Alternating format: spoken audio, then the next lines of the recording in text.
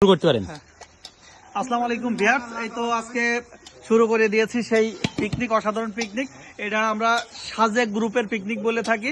গত বছর শ্রীবলতলা মাধ্যমিক বালিকা বিদ্যালয় এই স্থানটিতে আমরা চীনা হাঁস দিয়ে, হাঁসের গোশ একটু দেখাই, আমাদের অসাধারণ রাঁধুনি আর কি। গতবার খাওয়ার পরে তৃপ্তির ঢেকুর তুলেছিলাম, কিন্তু একটু ছিল, আক্ষেপ ছিল যে একটু সুন্দর করে আবার খেতে হবে।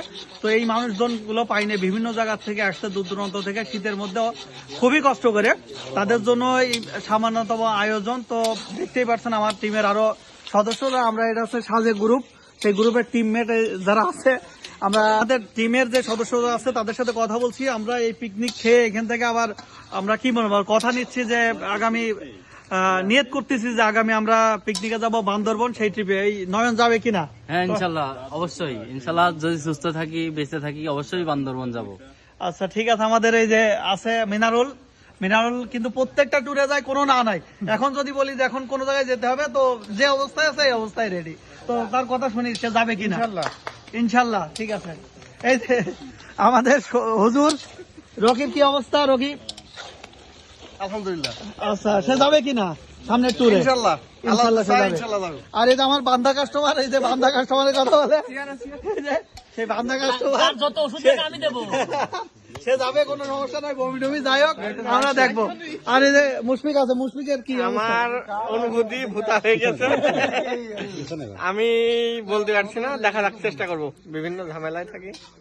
ঠিক আছে, আমি ইনশাআল্লাহ সে বান্দা কাস্টমার, কোনো সমস্যা নাই। রাজু, আচ্ছা ঠিক আছে, ভালো থাকেন। রাজু সে ফোনে ব্যস্ত আছে, ওভার ফোনে। আচ্ছা, কি অবস্থা, রাজু যাবে কিনা? হ্যাঁ, আমরা বান্দরবন যাবো, সে জায়গা বলো কি অবস্থা? বান্দরবন যাবো, আমরা নিয়ত করছি তোমাকে নিয়ে যাবো। ইনশাল্লাহ যেতে পারি, মানে কনফার্ম না।